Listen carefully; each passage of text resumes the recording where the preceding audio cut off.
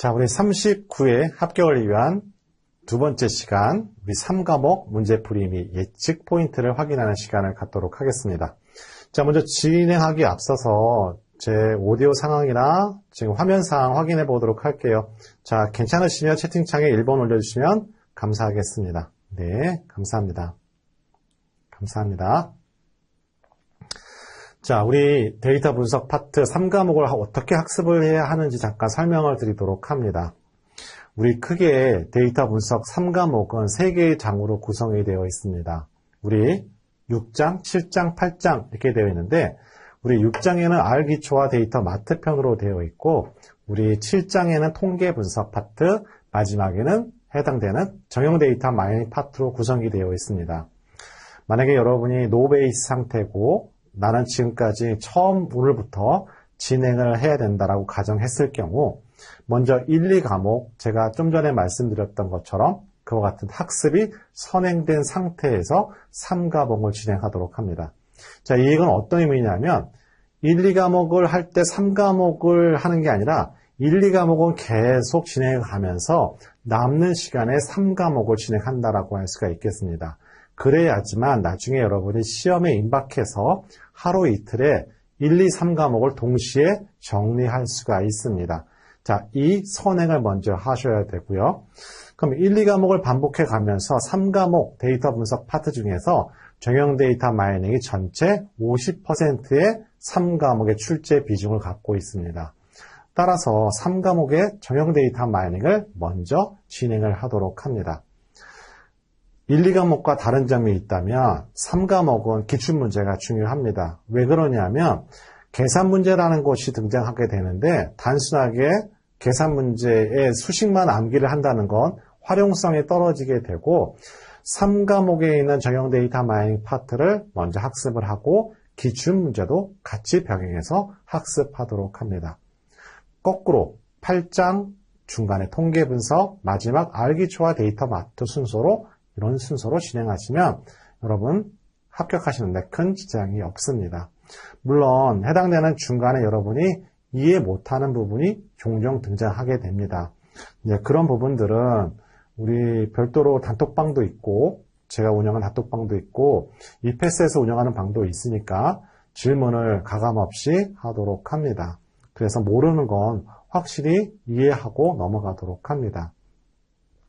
그러면 3과목도 역시 1, 2과목과 동일하게 반드시 출제되는 포인트를 15개에서 20개 사이에 갖고 있다고 할 수가 있겠습니다. 특히 이 15개, 20개 사이에 해당되는 기본 개념들, 핵심 개념들은 반드시 기출문제를 반드시 풀어보고 그 개념을 정확하게 이해하도록 합니다. 그럼 나머지 예를 들자면 10문항 정도는 정말 난이도 있는 문제가 출제된다고 할 수가 있겠잖아요. 그죠? 자, 그런 부분들은 그 20개 개념, 15개에서 20개 개념 제외하고 기출문제로 커버하도록 합니다. 자, 이렇게 하시면 되고, 단 하나 제가 말씀드렸듯이 1, 2과목 선행 조건이 있어요. 1, 2과목을 여러분 등한시하고 1, 2과목에서 목표로 했던 7문항, 각 7문항을 득점하지 못하면 3과목이 흔들리기 시작을 합니다. 그럼 굉장히 힘든 시험이 되는 거죠. 그 다음에 1, 2과목이 중요합니다. 그래야 3과목을 편하게 갈 수 있다는 거 말씀드리도록 하고 오늘 교환 여러분한테 자세하게 해설도 충분하게 실었다라고 할 수가 있겠습니다. 여러분 오프라인 강의 여러분들 중에서도 이름이 낯익은 사람도 있는데요. 제가 이제 강의를 하면 이름을 잘 기억을 하거든요. 이제 여러분한테 전혀 배경 지식이 없는 학생분 또는 직장인분한테도 좀 더 이해를 쉽게 설명을 해야 되는 그런 책임감이 좀 느껴집니다. 좀 더 쉽게, 아주 쉽게 설명을 드리도록 하겠습니다. 자, 우리 1번부터 굉장히 난해한 알코딩 문제가 출제됐다라고 할 수가 있겠습니다. 자, 해당되는 내용을 보게 되면 우리 두 종류의 그룹이 있어요. 그게 각각 수면제 종류입니다. 그걸 20명의 환자한테 투여를 하고 난 다음에 우리 과연 이 수면제에 수면 시간을 기록한 변수가 있습니다. 그래서 이 두 가지를 가지고서 우리는 해당되는 아래 데이터 분석 문제를 보여주게 되고 해석하는 문제가 출제됐다라고 할 수가 있겠습니다. 첫 번째 여러분이 접근해야 될 것은 뭐냐면, 자, 이와 같은 것들이 우리 어떤 통계적 검증이냐라는 걸 먼저 파악하는 게 중요합니다. 그러면 기본 배경이 뭐가 필요하다? 독립변수가 뭐고 종속변수가 무엇인지 이해하는 게 필요합니다. 독립변수는 말 그대로 종속변수의 원인이 되는 변수를 독립변수라 하고 종속변수는 말 그대로 결과변수라고 할 수가 있겠죠. 그런데 이렇게 독립변수의 평균 차이 검정에 해당되는 것이 우리는 t-test라고 하게 됩니다. 말 그대로 수면제 A, B 두 개의 데이터의 평균 차이가 있는지를 확인하는 검정을 우리는 독립표본 t-test라고 하게 되고, 아래 나와 있는 t-test에 뭐라고 나와 있냐면 two sample t-test라고 나와 있습니다. 우리는 이걸 독립표본 t-test라고 하죠. 그래서 A 수면제, B 수면제에 각각 수면 시간이 누가 더 평균이 높은지를 파악해 볼 수가 있는 겁니다. 그런데 중요한 힌트는 어디에 있다? p-value 값에 있습니다. 자, 기본적으로 우리 해당되는 t-test에 별도로 옵션 세팅을 하지 않으면 우리는 양측 검증을 하게 됩니다. 양측 검증이라는 것은 기강력이 양쪽에 있다는 걸 의미하는 것이죠. 우리 가설 검정을 할 때 귀무가설과 대립가설을 설정을 해야 되는데, 우리 귀무가설이라는 것은 변화가 없음을 의미하는 것이죠. 말 그대로 두 종류의 효과가 차이가 없다. 이게 귀무가설이고, 대립가설은 차이가 있다가 대립가설입니다. 그런데 p-value가 0.07이고 유의수는 0.5% 유의수보다는 크기 때문에 우리는 귀무가설을 채택하게 되고, 두 종류의 A, B의 우리 수면 유도제는 효과 차이가 없다라고 해석이 됩니다. 물론 넘버 1번 문항은 이미 두 번 정도 출제되어 있던 기출문제의 내용이라고 할 수가 있겠죠. 자, 이렇게 정리하도록 합니다. 또 해당되는 교원에 보시면 mean in group 1, mean in group 2 해서 0.75와 2.33에 있습니다. 그건 A 수면제의 평균 초과 수면 시간을 의미하고, 2.33이라는 것은 B의 수면의 평균 초과 수면 시간을 의미한다라고 할 수가 있겠죠. 자, 이와 같은 걸 우리는 통계적 가설 검정이라고 하게 되는데, 우리 시험은 해당되는 결과를 해석하는 걸 물어보는 시험이라고 할 수가 있겠습니다. 따라서 오답 보기에서 어떤 특정 수면제가 더 효과가 있다라고 하면 안 되는 것이죠. 왜? 평균 차이가 통계적으로 없다라고 했기 때문에. 그래서 이와 같은 오답 보기를 보여주고 있고, 우리 시험의 특징이라고 한다면 응용을 안 한다는 겁니다. 말 그대로 기출문제에서 오답 보기가 똑같은 형태로 출제된다라고 할 수가 있겠죠. 그래서 하단에 보시면 왜 해당되는 오답인지 관련된 부분을 좀 더 풀어서 설명했다라고 생각하시면 되겠습니다. 자, 이와 같은 유형의 문제, 우리 통계 분석 파트, 우리 실장에 해당되는 내용이라고 할 수가 있겠어요. 그죠? 자, 이 파트가 실기 파트에 들어가게 되면 우리 빅분기 실기 파트의 문제라고 할 수가 있겠죠. 자, 우리 시험 문제, 우리 데이터 검정과 관련된 문제는 몇 가지가 없습니다. 대표적으로 사회조사 분석사라는 시험이 있고요. 그 다음에 ADS-B가 있고 ADP가 있고 빅데이터 분석기사 필기 과정, 실기 과정, 이게 전부 다입니다. 자, 이 과정에서 계속 돌면서 출제가 되는 거라고 생각하시면 되겠습니다. 자, 따라서 1번 문항들 제가 보기에는 난이도는 한 중. 하지만 알코딩이 나왔기 때문에 노베이스 했던 수험생한테는 상해 문제라고도 할 수가 있겠죠. 따라서 여러분이 이와 같은 문제는 어떻게 정리한다? 좀 전에 설명드렸듯이, 이렇게 독립표본 종속변수가 있는데, 독립변수가 이렇게 그룹, A, B 두 개의 그룹의 평균 차이를 물어보는 걸 독립표본 t-test라 하게 되고, 귀무가설은 변화가 없음, 대립가설은 변화가 있음을 의미하게 된다. 따라서 이와 같은 가설 검정, 채택, 유무는 뭘 가지고 따진다? p-value 값 가지고 따진다. 뭐와 비교해서? 유의 수준 5%와 비교해서 따진다라고 하시면 논리적으로 이해하시는 데는 큰 무리가 없다라고 할 수가 있고, 이와 같은 유형의 문제는 이 유형밖에 없습니다. 자, 두 번째는 우리 시험 문제에서 늘상 출제됐던 문제예요. 뭐다? 데이터의 비대칭도를 물어보는 문제입니다. 말 그대로 중앙값과 평균값을 비교해서 대소 크기를 비교해서 이게 오른쪽 꼬리 분포를 갖고 있는지 왼쪽 꼬리 분포를 갖고 있는지 알아보는 문제라고 할 수가 있겠죠. 자, 이와 같은 문제는 서머리 함수를 통하게 되면 이렇게 셀러리라는 것은 수치형 데이터고 이와 같은 기초 통계량 값을 출력한다라고 할 수가 있겠죠. 여기에 나와 있는 서머리 함수에서 맨 마지막에 NAS라는 것은 뭐냐면 결집값을 의미합니다. 서머리 함수를 돌리게 되더라도 결집값의 개수를 파악해 볼 수가 있어요. 셀러리에는 59개의 결집값이 존재하게 되는 거고요. 하지만 여기서 물어봤던 오답 보기는 뭐냐면 중앙값 미디안과 평균값 민 크기를 비교하게 되고 만약에 민 평균이 크다면 이건 오른쪽 꼬리 분포를 갖고 있다라고 제가 수없이 강조했던 포인트라고 할 수가 있겠습니다. 이렇게 정리하도록 합니다. 이 문제는 37회 때도 등장했었고 매년마다 거의 50%, 즉 우리 시험 4번 보니까 2번은 반드시 출제되는 가중치를 갖고 있는 것이 바로 서머리 함수를 비교한 미인과 중앙값과 평균값 크기를 통해서 데이터의 비대칭도를 설명하는 오답 보기 문제라고 생각하시면 되겠습니다.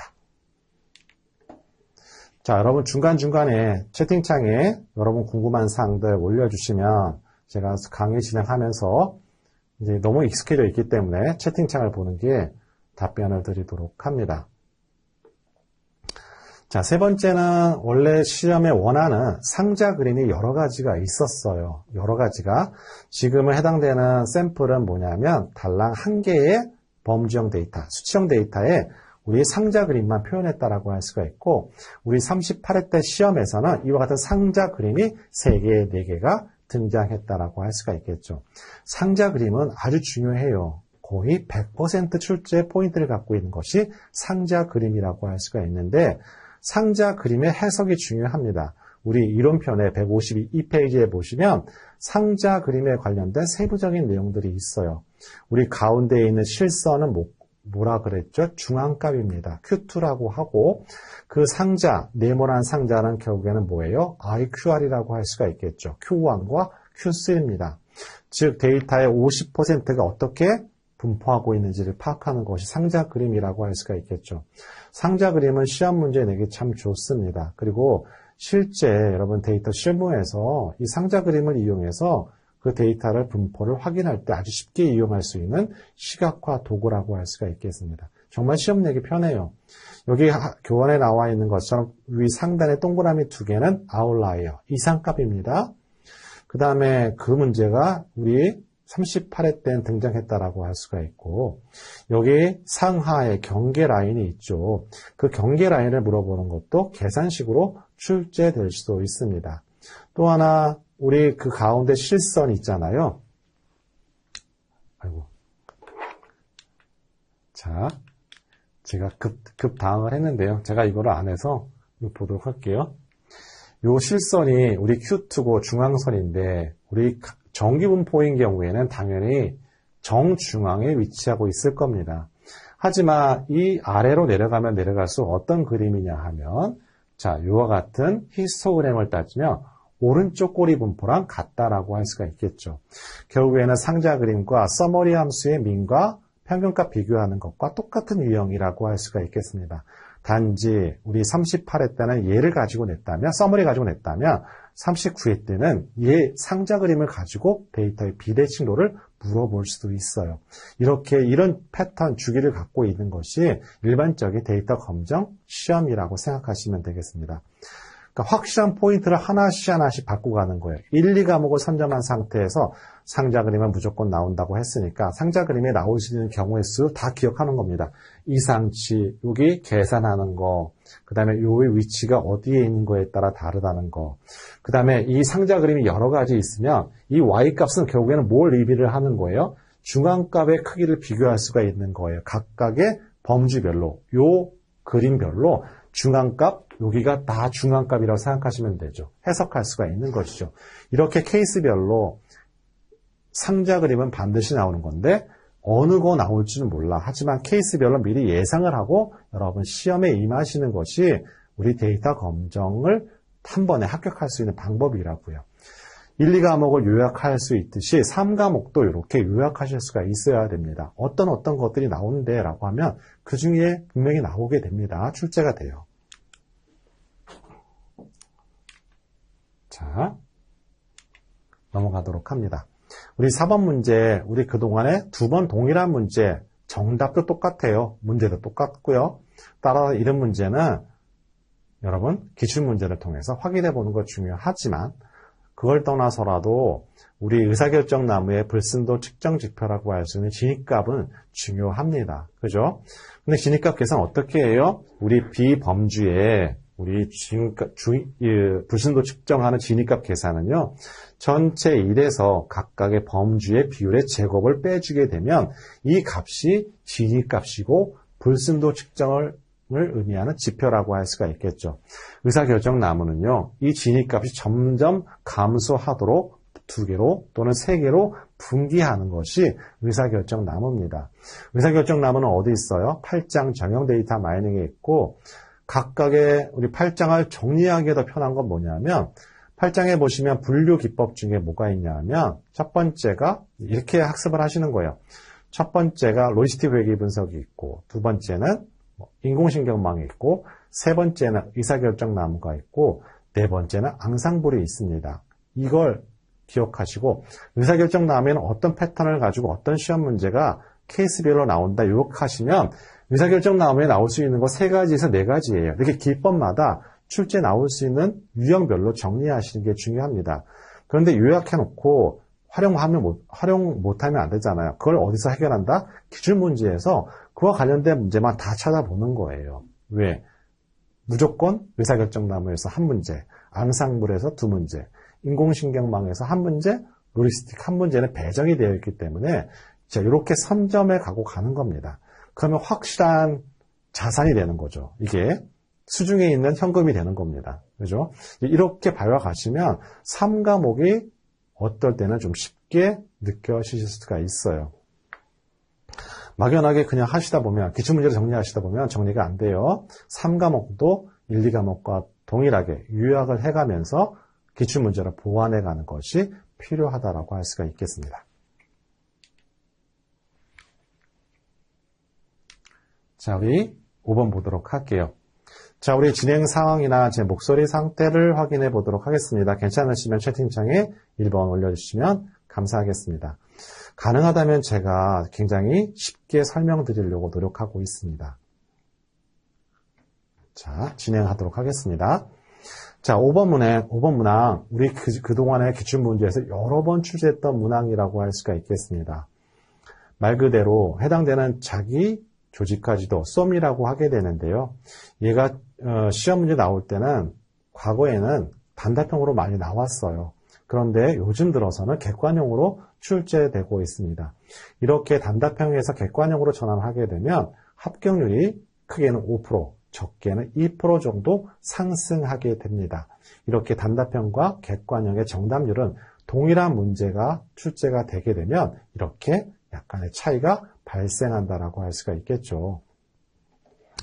그런데 자기주가 지도에 항상 등장하는 용어가 있습니다. 여러분이 기억하셔야 될 건 뭐냐면 이 포인트에서는 인공신경망의 알고리즘이 포인트고요. 두 번째는 비지도 학습 방법입니다. 그래서 우리 시험 문제에서는 비지도 학습 방법이기 때문에 우리 분류기법 중에서 인공신경망과 비교해서 39회 때 출제될 가능성이 상당히 높습니다. 상당히 높아요. 자, 이 부분 강조해서 말씀드리도록 할게요. 보시면, 교환해 보시면 해당되는 요약과 문제편에 해당되는 페이지에 보시면 동일한 문제 확인해 보실 수가 있어요. 따라서 이건 기출문제랑 동일하게 출제가 됐기 때문에 큰 부담 없이 여러분 맞춰야 되는 포인트라고 생각하시면 되겠죠. 자, 다음 6번 문항이라고 할 수가 있겠습니다. 우리 6번 문항 보시면 우리 위치 파악이 굉장히 중요하거든요. 6번 문항의 상관분석 파트잖아요. 상관분석에도 나올 게 뻔한 게 딱 정해져 있어요. 우리 피어슨과 스피어만의 상관계수의 차이점 첫 번째 포인트고요. 그 다음에 상관계수가 0일 때의 의미 두 번째 포인트고요. 그 다음에 공분산 분석과 우리 상관분석의 차이점을 물어보는 거 세 번째 포인트. 이 세 가지 포인트에서 벗어난 적이 없습니다. 이렇게 요약해 보는 게 중요하고, 요약한 걸 가지고 실제 기출문제를 한번 확인해 보시면 되는 것이 우리 ADS-B 시험이라고 할 수가 있겠습니다. 그런데 스피어만의 상관계수와 피어슨의 차이점은 뭐냐면요. 자, 피어슨은 말 그대로 선형관계를 파악해 보는 거예요. 따라서 얘는 등간 척도 이상인 데이터일 때 적용하는 거인 반면에 여기에 나와 있는 스피어만은 서열 척도일 때 쓰는 거기 때문에 어떤 특징을 갖고 있다? 비선형 관계도 파악해 볼 수 있는 것이 특징을 갖고 있는 것이 바로 여기에 나와 있는 스피어만의 상관계수라고 할 수가 있겠습니다. 물론 저는 여러 번 했기 때문에 해당되는 포인트가 머리에 다 심겨져 있지만 여러분이 만약에 제가 초심자라고 노베이스 상태라고 한다면 이렇게 하시는 게 중요합니다. 3과목 8장, 7장, 6장 순서대로 하되 각각의 큰 목차별로 어떤 케이스가 나올 수가 있다? 포인트별로 이렇게 반복 돌리는 게 중요합니다. 그래야지 실전에서 여러분 회전할 수가 있어요. 논리적으로 찾아낼 수가 있습니다. 자, 다음 7번 문항이라고 할 수가 있는데요. 여러분이 가장 싫어하는 파트 중에 하나입니다. 그래서 우리 3과목에서 제가 예상되는 문제 3가지가 맨 마지막에 등장하게 되는데요. 왠지 그 3문항 중에 한 문항은 왠지 제 느낌에 적중될 것 같은 느낌도 들기도 합니다. 근데 그건 여러 가지 생각을 많이 해서 그래요. 왜냐하면 이 정도 떡 나올 때가 됐다라는 생각이 들어서 여러분 집중 있게 보셔야 되는 포인트를 갖고 있습니다. 자, 뭐냐면요. 자, 사건 A, B가 독립이래요. 그럼 어떤 생각을 갖고 있어야 돼요? 어떨 때가 독립입니까? 어떨 때가? 말 그대로 두 A와 B의 교집합의 확률이 각각의 확률을 곱해줄 때 우리는 이 수식이 성립을 할 때 우리는 독립이라고 한다라고 할 수가 있겠죠. 그럼 얘를 먼저 알고 있어야 되고요. 두 번째, 사건 B의 확률은 A가 일어났다는 가정하에서 B의 조건부 확률과 다르다라고 했습니다. 그러면 자, 요 확률을 이렇게 쓸 수가 있겠죠. 풀었으면 이렇게 쓸 수가 있고요. 중요한 건 서로 독립이라고 했기 때문에 요 수식을 이렇게 반환할 수가 있고 서로 소거가 되니까 남는 건 B만 남죠. 자, 독립일 경우에서는 A 조건부 B의 확률은 뭐랑 같다? B의 확률과 같다라고 할 수가 있겠죠. 근데 이걸 수식으로 말로 풀었으니까 왠지 외계어 같고 굉장히 동떨어져 있는 것 같지만 첫 번째 개념은 이런 독립에 관련된 부분을 알고 있는 것인지 첫 번째 포인트고 두 번째는 이와 같은 조건부 확률을 이런 수식으로 쓸 수 있는지를 물어보는 유형이라 생각하시면 되겠어요. 그런데 여러분 중요합니다. 왜? 여러분 차시에는 베이지안 정리를 물어볼 가능성이 많기 때문에 이 두 가지를 다 알고 있어야지만 여러분 문제를 풀 수가 있습니다. 물론 여러분 이 문항을 여러분 득점한다고 저는 가정하지 않아요. 하지만 합격을 떠나서 왠지 내가 몰랐던 걸 계산 문제를 풀어봤을 때 그 좋은 느낌 저는 기억하기 때문에 왠지 그냥 합격을 떠나서 하면 할 수 있구나 라는 걸 좀 느껴드리기 위한 문항이라고 생각하시면 되겠습니다. 어렵진 않잖아요. 그죠? 여러분 꼭 기억하셔야만 합니다. 자, 다음 8번째 문항인데요. 새로운 유형의 문제라고 할 수가 있기도 하죠. 하지만 기본 개념에서 크게 벗어나지 않았어요. 자, 표본 추출 방법 중에서 여기 출제 키워드는 뭐냐면 여기 재추출이라는 거 있습니다. 그죠? 또한 표본 크기가 작을 때라고 있어요. 여러분 그 분류 기법 중에 앙상블 보시면 그 용어에 뭐가 등장하게 되냐면 부스트랩이라는 거 등장합니다. 바로 부스트랩이 해당되는 정답 보고 추출을 의미한다라고 할 수가 있겠죠. 그런데 우리 앙상블 기법에서는 오히려 이게 더 중요했어요. 부스트랩이라는 건 보고 추출인데 한 번이라도 뽑힐 확률이 얼마라고요? 63.2%였고 한 번도 뽑히지 않을 확률이 36.8%였다.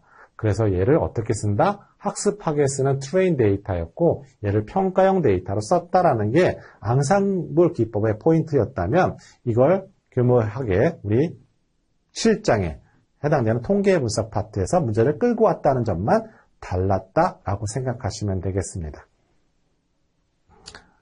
이런 거 생각하는 사람이 출제하는 사람이죠. 그죠? 자, 다음 9번 문항 보도록 합니다. 자, 9번 문항은 우리 해당되는 TV와 TV 광고 앱과 판매량에 관련된 스캐터플롯, 산점도라고 할 수가 있겠습니다. 그런데 산점도를 통해서 우리 뭘 확인해 볼 수가 있어요? 자, 이것들이 선형인지 비선형인지 직선인지 곡선인지를 물어보는 거 첫 번째 포인트고요. 어떤 특정한 패턴을 갖고 있는지 또는 아웃라이어가 있는지를 확인할 때 쓰는 것이 산점도의 역할입니다. 그런데 이거의 분산이 동일한지를 산점도를 통해서 확인을 할 수가 없습니다. 그거는 밀도 함수를 통해서 서로 간에 비교를 할 때 가능하다라고 할 수가 있고, 이와 같은 산점도로 통해서는 확인해 볼 수 없는 거라고 할 수가 있겠죠. 자, 이와 같은 9번의 문항도 새로운 유형의 문제에 가깝다라고 할 수가 있겠습니다. 자, 제가 말씀드리는 새로운 유형이라는 것은 여러분이 특정하실 수 없다는 생각을 한다라고 할 수가 있겠죠. 다음 10번 문항을 보시면 정답은 주성분 분석이 등장했습니다. 그런데 다른 보기는 뭐가 나왔냐면 군집 분석의 사례가 등장했습니다. 그럼 군집 분석과 주성분 분석의 차이점을 알고 있는 게 출제 포인트라고 할 수가 있겠죠. 자, 주성분 분석이라는 것은 차원 축소를 목표로 한다라고 할 수가 있겠습니다. 그런데 또 하나 포인트가 있는데요. 보시면 여기 밑줄을 치도록 하겠습니다. 자, 일반적으로 주성분 분석과 군집 분석이 있다면 어떤 분석을 먼저 하게 되냐 하면 주성분 분석을 먼저 하게 됩니다. 여기 하단에 나와 있는데요.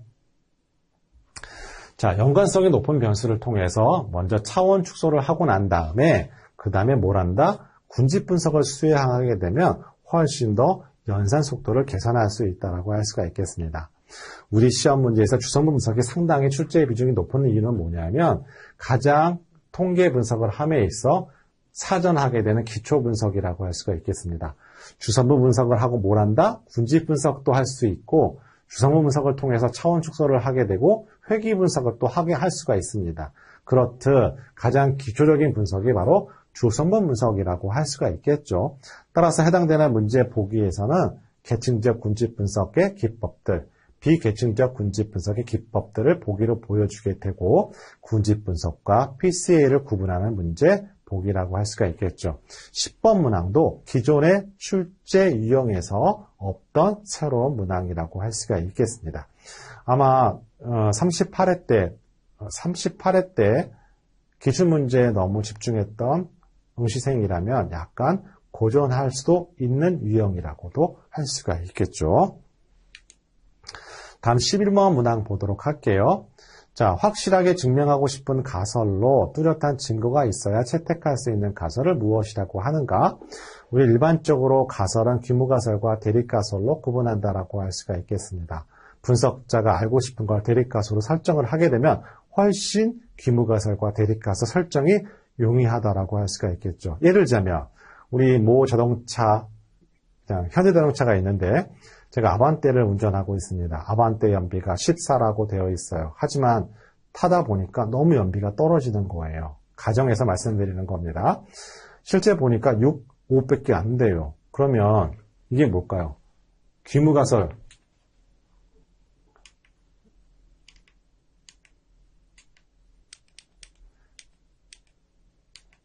자, 이게 뭘까요? 분석자가 이 증거를 내보일 때 귀무가설을 기각할 수가 있는 거고요. 이 증거를 보여주지 못할 때 귀무가설을 채택할 수밖에 없는 거예요. 따라서 100대 정도 각 대리점에 있는 아반떼를 수집해서 연비를 쟀더니만 정말 연비가 6이 나온 거죠. 즉 해당되는 뚜렷한 증거를 제시함으로 인해서 우리는 귀무가설을 기각하게 되는 것이죠. 우리 이 가설을 뭐라 한다? 대립가설이라고 생각하시면 되겠습니다. 자, 12번 문항, 저 이거 보고, 이 문제 내면 안 되는데, 라고 생각이 들기도 하고, 자, 대표적으로 이 12번 문항은 빅데이터 분석회사 필기 파트에서 과대적합을 방지하고자 하는 4가지 기법 항목 중에 하나라고 할 수가 있겠습니다. 그런데 여기 그림에 보시면, 드롭 아웃이라는 거, 인공신경망에서 특정 노드를 이렇게 약간 죽여버리는 역할을 하게 되는 것이 드롭 아웃이라고 할 수가 있겠죠. 이렇게 만드는 이유는 뭘까요? 모형의 복잡도를 떨어뜨려서 과대적합을 방지하는 것이 바로 드롭 아웃이라고 할 수가 있겠습니다. 그런데 이 문제가 등장했다는 거 참 여러분한테 3과목의 난이도를 계속 주고 있다라고 생각하시면 되겠습니다. 38회 때요. 그런데 이와 같은 문제가 또 등장하기는 좀 어렵다 생각이 드는데요. 여러분이 기억하셔야 될 것은 드롭아웃도 중요하지만 뭐가 중요하냐면 과대적합이 중요해요. 과대적합이라는 것은 모델의 표현력이 복잡해지거나 훈련 데이터 수가 적을 때 주로 발생을 하게 됩니다. 그죠?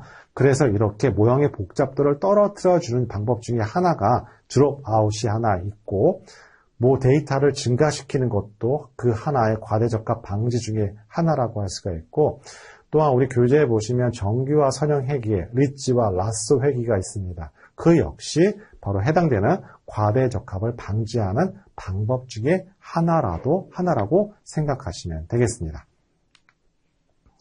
자, 다음은 13번 문항인데요. 13번 문항에서는 의외로 해당되는 주성모 분석에 관련된 내용이 출제가 됐습니다. 말 그대로 고차원의 데이터를 저차원의 데이터로 변환하는 통계적 기법이고, 원래 변수의 선형결합으로 새로운 변수를 생성하게 되는데, 우리 새로운 변수를 뭐라 한다? 주성분이라고 한다라고 할 수가 있겠습니다. 자, 이와 같은 문제, 기존에 있던 문제 약간 벗어났지만 말 그대로 주성분 분석의 정의를 물어보는 문제로서 난이도는 그닥 높지 않은 문제라고 할 수가 있겠죠. 다음 14번 문항 확인해 보도록 합니다. 14번 문항은 이미 여러 번 기출문제에 포함되어 있는 문제라고 할 수가 있겠습니다.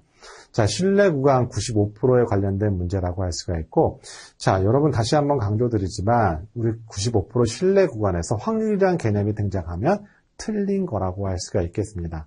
어떻게 쉽게 이해하시면 되냐면, 우리에 해당되는 모수라는 것은 모평균일 수도 있고 모분사, 모표준편차라고 할 수가 있겠죠. 우리는 모집단을 알 수 없어요. 그래서 모집단의 일부를 샘플링을 통해서 우리는 각각 100번을 표본 추출하게 되면 100개의 신뢰 구간이 만들어진다라고 할 수가 있겠죠. 따라서 우리는 모집단을 알 수 없기 때문에 모수가 어떻게 확률이 95%라는 걸 알 수가 없는 거예요. 따라서 이와 같은 오답 보기로 100%라고 할 수가 있겠죠. 우리는 모집단을 알 수 없는데 모수가 어떻게 확률이 95%라는 걸 확인할 수가 있어요.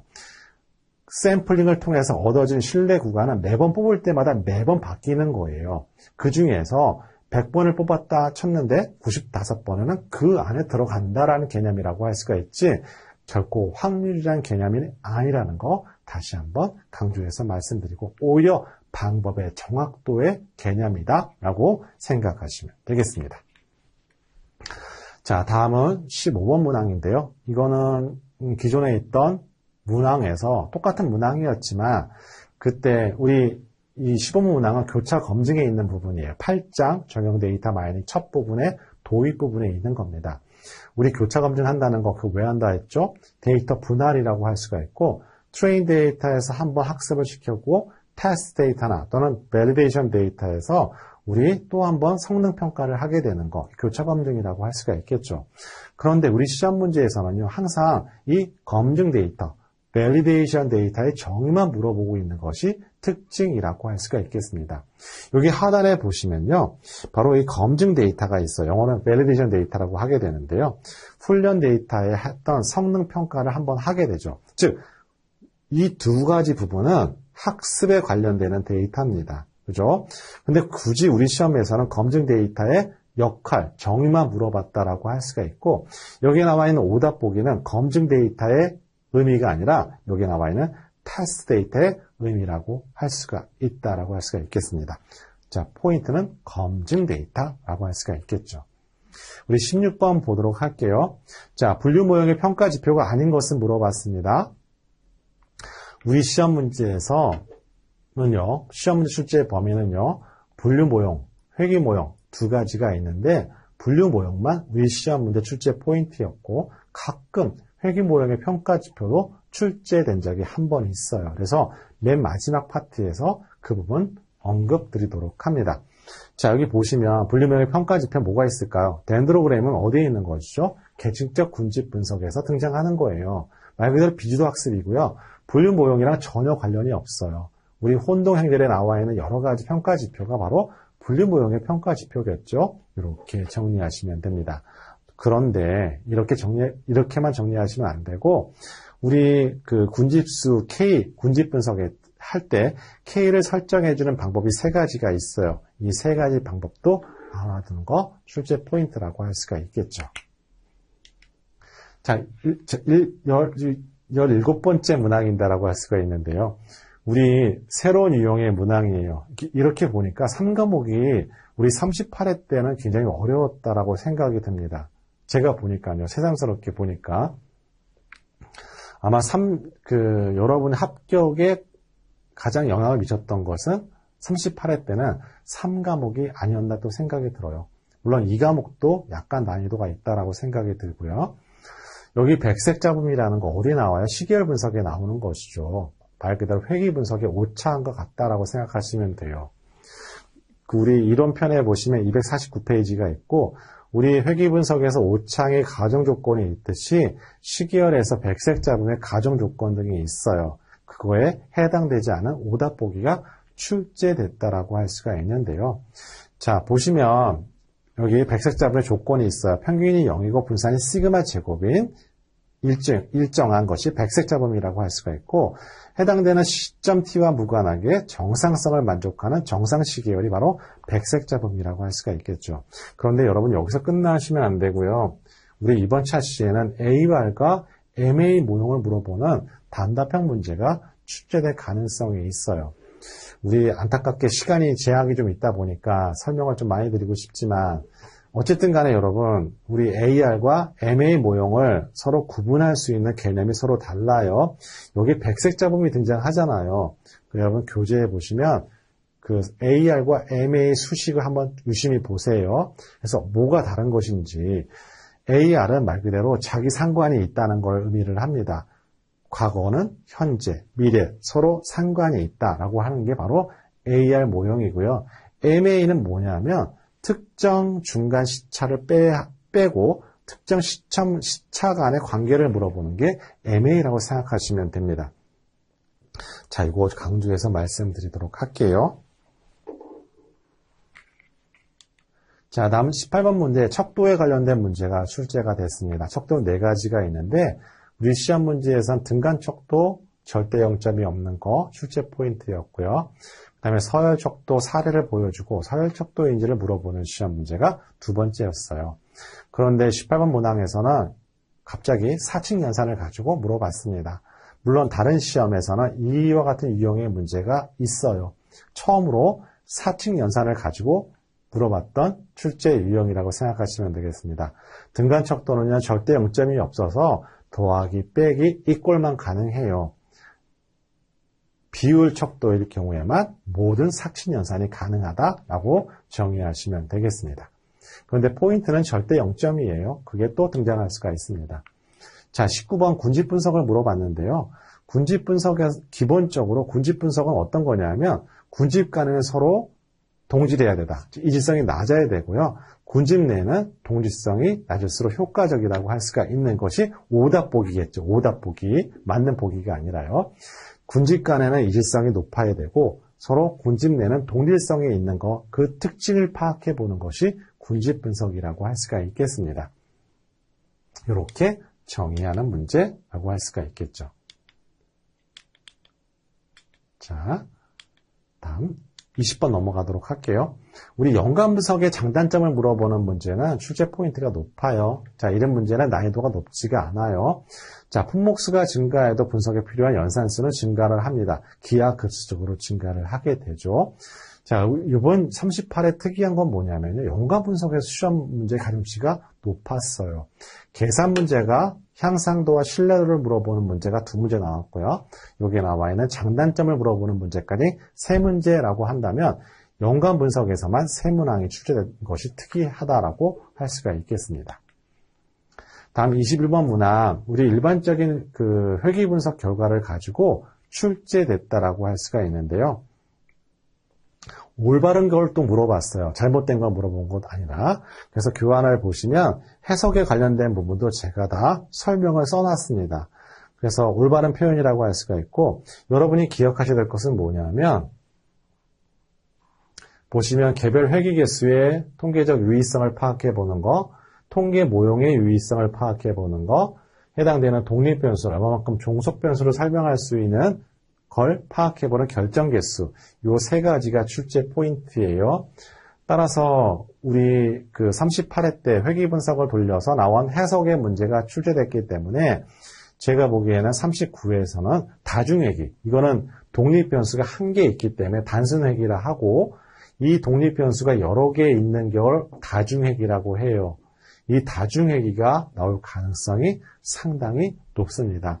따라서 여러분이 노베이스 상태라고 한다면 요 사항을 이해를 해야 되고요. 우리 교재에 있는 다중회귀 분석을 다 찾아보는 거예요. 그렇게 정리하시는 걸 추천드립니다. 우리 22번 문항 문제에 해당되는 우리 거래는 보고는 못했지만 우리 해당되는 문제 보시면 요약 문제편에 보시면 동일한 문제가 있고 요 수식을 알고 있어야 향상도를 구할 수가 있어요. 그런데 이 문항은요 이미 여러 번 출제됐던 문항이기 때문에 해당되는 향상도를 연관규칙과 관련된 향상도 문항이었다라고 생각하시면 되겠습니다. 또 하나 추가적으로 향상도가 1일 때가 의미가 뭐고 향상도가 1보다 클 때의 의미가 무엇인지까지 알고 있는 게 출제 포인트입니다. 결국에는 아까 뭐라고 했죠? 아까 조건부 확률할 때 독립일 경우 이게 서로 같잖아요. 이게 뭐랑 같다 했죠? A와 B의 곱이랑 같잖아요. 그래서 1이 나올 수밖에 없는 것이죠. 그 연장선에 있는 개념이라 생각하시면 되겠습니다. 23번 문제는 앙상블에서는 두 문제가 출제가 되는데 이번에서는 한 문제밖에 출제가 안 됐어요. 따라서 다음 차시에 23번에서는 배경이 출제됐잖아요. 다음 차시에는 부스팅과 랜덤 포레스트가 나올 확률이 99.9%라고 할 수가 있고 3과목에서 제가 이렇게 확률이 높은 거는 그런 것들이 15개에서 20개 사이가 됩니다. 따라서 걔는 반드시 나온다는 거죠. 이번 차시에는 배경이 나왔고 다음 차시에는 부스팅이 나올 확률이 더 높고 랜덤 포레스트가 나와도 이상할 것이 없다라고 생각하시면 되겠습니다. 24번도 우리 신뢰도를 물어봤어요. 연관규칙 학습에서 해당되는 거래 아이템 한 박스를 보여주게 되고 신뢰도를 물어보는 문제가 출제가 됐습니다. 특이한 거예요. 연관규칙 학습은 많이 나와도 두 문제 정도가 적당하고 어떨 때는 한 문제 정도 나왔거든요. 그런데 38회 때는 세 문항이 출제가 됐으니까 아마 39회 때는 연관규칙 학습 출제 비중이 좀 낮아질 거라 예상을 해봅니다. 25번은 시계열 문제인데요. 우리 시계열 문제에서 세 가지 조건을 만족하는 건 뭐라 한다? 정상성이라고 해요. 그런데 이 문제가 1년에 한 번 정도 비중을 갖고 있어요. 그 순번이 돌아왔기 때문에 출제가 된 것이지 출제 가중치가 높지는 않아요. 그런데 이번 차시에서는 분해 시계열에 관련된 부분 4가지, 그 다음에 AR과 MA 모형을 정의하는 문제, 단답형 문제, 또 하나 있다면 갑자기 생각이 안 나는데요. 자, 우리 그 정상 시계열을 비정상 시계열로 변환할게. 즉 비정상 시계열을 정상 시계열로 전환할 때 필요한 개념이 몇 가지가 있어요. 몇 가지가 있죠. 뭐가 있나요? 차분이라는 개념이 있어요. 그죠? 차분. 자, 요게 출제될 확률이 높고요. 또한 아리마에서 모형 식별할 때 이 아리마는 P, D, Q로 표현을 하게 되는데 요거 D가 차분의 횟수거든요. 자, 요게 오히려 출제 포인트를 갖고 있다라고 할 수가 있겠죠. 자, 26번 혼동인열의 F1 값을 물어보는 문제가 출제가 됐어요. 그죠? 자, 이것도 긴장하면 갑자기 정답이 안 보여요. 그죠? 정답이 안 보이게 되고 그 다음에 뭔가 잘못되어 있는 것이 아닌가 생각이 듭니다. 따라서 우리 F1 값을 알려면 뭐가 필요해요?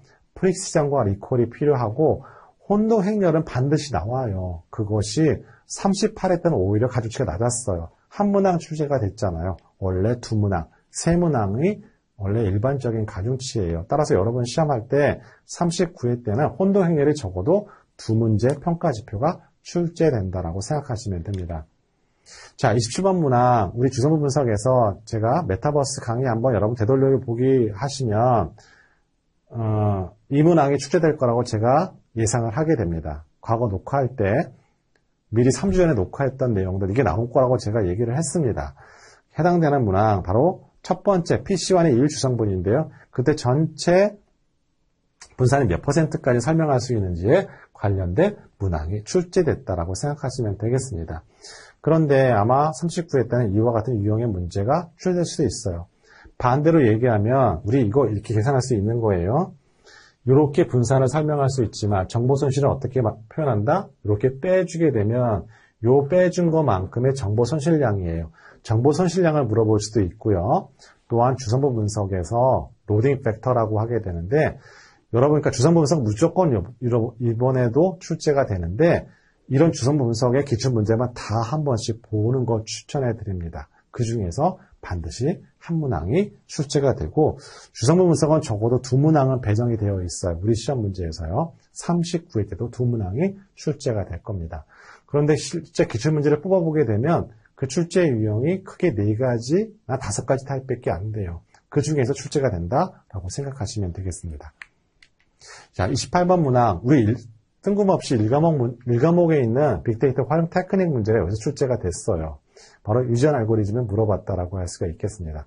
아마 많이 당황했을 것 같다는 생각이 들기도 하고, 그러니까 1과목에서 등장하지 않았던 게 3과목에서도 등장할 수 있구나, 라고만 생각해 보시면 되겠습니다. 자, 29번 문항. 굉장히 중요한 문항이었고, 아마 여러분 메타버스 녹화 강의가 우리 38회 때 대비했던 강의를 아마 제공할 것 같다는 생각이 들어요. 그때도 이것이 틀림없이 출제될 거라고 말씀을 드렸고, 단 하나, 블랭크를 만들어서 중간에 용어 집어넣는 문제가 출제됐다는 것만 달랐다라고 할 수가 있겠습니다. 그런데 이거 와드 연결법이 나올 수도 있고요. 최단 연결법이 나올 수도 있어요. 그죠? 여러분 해당되는 이론편 319페이지에 거시면 여기 최단과 최장, 중심, 와드를 물어보는 문제가 출제될 수가 있습니다. 다시 한번 강조드리도록 할게요. 30번. 이거 표본 추출 방법입니다.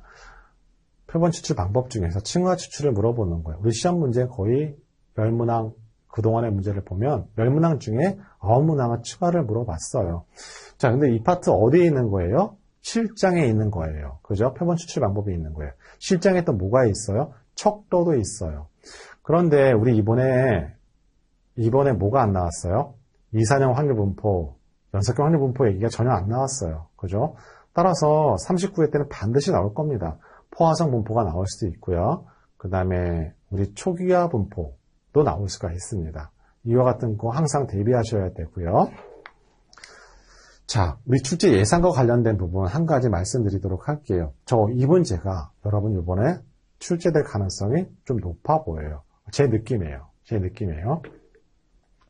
문제가 나면 똑같을 수도 있고요. 굉장히 유사할 수도 있고 만약에 동일한 문제가 나오게 되면 대박이라고 할 수가 있겠죠. 근데 기본 개념이 뭐냐면 이거예요. 성명과 직업 컬럼이 있어요. 근데 각각 무작위로 5%의 결집값이 존재해요. 그러면 결집값이 존재하여 데이터가 삭제될 확률을 물어보게 되면 바꿔서 얘기하게 되면 전체 확률에서 각각 결집값이 동시에 있을 확률을 빼주게 되면 이 확률이라고 할 수가 있는데요. 그런데 중요한 건 제가 아까 뭐라고 말씀드렸죠? 동시에 일어날 확률, 즉 각각의 동시에 일어나게 된다는 건 서로 영향이 없다는 얘기잖아요. 독립이라고 할 수가 있죠. 자, 이럴 때 확률은 각각의 확률을 곱해주면 돼요. 즉 100분의 95니까 이걸 서로 곱해주게 되면 서로 독립이라는 거고 이거의 제곱을 의미하잖아요. 바로 이 확률의 값은 0.0975고 이게 얼마 전에 ADP 문제에서 출제된 문제라고 할 수가 있습니다. 또한 우리 그동안에 한 번 ADSP에서도 출제가 됐어요. 그때가 언제인지 기억하지 못하지만 문제가 나면 정답은 얘라고 100% 말씀드릴 수가 있습니다. 하지만 기본 개념은 뭐라고요? 동시에 일어날 확률은 서로 곱해주면 된다. 그 개념을 이용해서 우리는 이렇게 풀어낼 수도 있다는 거 여러분이 기억하셔야만 합니다. 자, 두 번째는 베이지안 정리를 이용해서 출제될 수가 있습니다. 교환해 보시면 여러분 이거 기억하셔야 돼요. 이 수식이 나올 수도 있기 때문에요. 조건부 확률에서 베이지 정리를 쉽게 유도할 수가 있는데요. 보시면 우리 이 확률을 이렇게 유도할 수 있는 게 중요해요. 이 수식 풀면 똑같아요. 자, 이렇게 A, B, A 교집합 B랑 곱하기 BA를 하게 되면 사고가 되니까 똑같잖아요. 그죠? 요렇게 바뀔 수 있다는 거 기억하기. 첫 번째 포인트.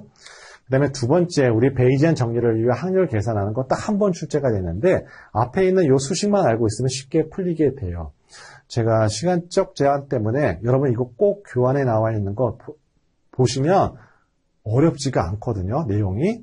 물론 처음에 수식해 보면 어려울 것 같지만 요지는 간단한 거예요. 내가 특정 질병에 걸렸을 때 어떤 진단 키트로 통해서 그게 양성인지를 만약에 알고 있다면 반대의 경우 내가 진단 키트의 양성인데 실제 그 질병에 걸렸을 확률을 우리는 구할 수가 있어요. 이게 바로 베이지안 정리라고 할 수가 있겠죠. 자, 이게 실제 생활에서 베이지안 정리가 상당히 많이 이용이 되고요. 우리 시험 문제에서 기출문제 딱 한 문제 출제된 적이 있어요. 따라서 제가 보기에는 요 앞 문제가 출제가 된다라고 할 수가 있고 요 예제 문제만 이해하게 되면 쉽게 정답안을 구할 수 있다라고 할 수가 있겠죠. 자, 이거 굉장히 중요한 포인트이기 때문에 여러분 교환에 있는 거 교환 가지고 정리하셔도 돼요. 39회 때 중요한 것들 여기다가 크게 출력을 하시고 손으로 포인트별로 이렇게 기법마다 옮겨 적으세요. 세 번째는요, 예상하는 건데요. 우리 시험 문제에서 한번 우리 시험 문제는 혼동 행렬을 위한 분류 모형 평가 지표만 계속 출제가 됐고 회귀 모형의 평가 지표는 빅분기 파트 영역이었는데 우리 시험 문제에서 이렇게 계산식으로 한번 출제된 적이 있었어요. 따라서 해당되는 회귀 모형의 MAP의 평가 지표는 이렇게 구하는 거예요. 이렇게 구해요.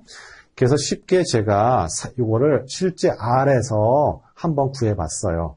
그래서 MMP도 구해보게 되고 그 다음에 MAE라는 것도 있고 MSE라는 것은 인공신경망의 손실함수 값이에요. 여기 나와 있는 것은 실제 값이고요. 바로 여기 나와 있는 observed라고 되어 있는 값이고요. 밑에 값은 예측 값이에요. 이렇게 모형 평가를 해요. 회귀 모형 평가를. 그래서 우리 시험 문제에서 얘 값을 물어볼 수가 있어요. 여기 보시면 MAP 값이 10이 나오게 되고 당연히 이 값이 낮으면 낮을수록 좋은 거예요. MA 값은 이런 수식을 통해서 구하게 돼요. MSA 값은 이런 수식을 통해서 구하게 되는데 제가 보기에 요 세 가지 중에 한 가지 이렇게 샘플을 보여주게 되고 계산하는 문제 나올 가능성이 높아요. 높아 보입니다. 이번 차실 때. 따라서 이런 거 여러분 실제 R을 하시면 좋죠. 그죠? 실제 그냥 여기 컨트롤 C, 컨트롤 V 하더라도 그대로 결과값이 나오게 돼요. 그러면 여기 MAP 값이 10이 나왔다는 건 뭐냐면 실제 예측했던 거하고 우리 예측한 값이 오차가 플러스 마이너스 10% 정도 오차가 생겼다는 걸 의미를 해요. 물론 이 값이 낮으면 낮을수록 좋은 것이죠. 그래서 혹시나 해서 이런 것도 한번 뽑아서 교환에 실어봤다라고 할 수가 있겠습니다. 어떻게 보면 필살기입니다. 필살기. 여기 앞에 있는 세문항 출제될 가능성이 되게 높다는 거 다시 한번 말씀드리도록 할게요. 자, 우리 2시간 이제 거의 시간이 다 됐기 때문에 요약하도록 합니다. 3과목은 여러분한테 어렵다는 거 요즘 많이 느껴요. 왜 저는 이제 그런 감각이 약간 무뎌져 가는 것 같지만 여러분이 노베이스 상태에서 굉장히 어렵다는 거 느끼게 되고 가능하다면 여러분이 궁금한 사항들 무차별적으로 채팅창 또는 Q&A 또는 단톡방에 올려주시면 성실껏 답변을 드리도록 합니다. 중요한 건 3과목은요. 일단은 크게 6장, 7장, 8장 구분하게 되고 8장 정형 데이터 마이닝을 먼저 학습하는 게 중요해요. 우리 앞으로 시간 3주 남았잖아요. 우리 이번 주 일주일 동안에는 1, 2과목에 올인하도록 합니다. 3과목 손 안 대셔도 돼요. 시간 충분하거든요. 1, 2과목에 올인하도록 합니다. 그 다음에 그 다음 주 두 번째 주에는 3과목의 8장 정형 데이터 마이닝 파트를 하고 기출문제도 그때부터 같이 풀어보도록 하는 거예요. 그리고 제가 강의하는 도중에 뭐가 100% 나온다고 강조했던 걸 중심으로 해서 관련된 기출문제를 먼저 확인해 보는 거 필요합니다. 왜? 걔는 가중치가 다른 거에 비해서 굉장히 높은 거잖아요. 반드시 나온다고요. 그러니까 걔를 먼저 하나하나 파트 3 데이터 분석 파트를 이렇게 선점해 가는 거죠. 그런 항목들이 한 20개 정도 꽉 차 있게 되면 걔를 가지고 1, 2, 3과목을 돌려버리는 거죠. 반복 해독을 하는 거예요. 그럼 나머지 내가 3과목 부족했던 것들은 기타, 기출문제 가지고 확인해 가는 과정을 하게 되면 여러분이 시험 10월 21일 날 전날 그러니까 20날, 19일 날 1, 2, 3과목을 한 번에 이렇게 돌려서 정리할 수 있게 되면 여러분 제가 자식컨대 합격할 수 있다라고 생각하시면 됩니다. 자, 우리 조금 있으면 축구하죠. 그죠? 여러분 축구 재밌게 보시고 오늘 하루 여러분 수고 많이 하셨고 생각보다 우리 이런 강의가 있다는 거 많은 분들이 모르고 계시더라고요. 근데 이런 과정 준비하는 거 하면서도 무료 강의지만 굉장히 저 나름대로는 약간 의미 있는 강의였다라고 생각이 들도록 하고 여러분 교환 많이 활용하시고 강의 활용하시기 바랍니다. 10월 21일 날 여러분 올해 23년도 마무리를 잘할 수 있길 정말 손꼽아 기원해 드리도록 하고 여러분 오늘 정말 수고 많이 하셨습니다. 자, 이렇게 2시간 메타버스 강의 마감을 하도록 하고 마치도록 하겠습니다. 여러분 수고하셨습니다.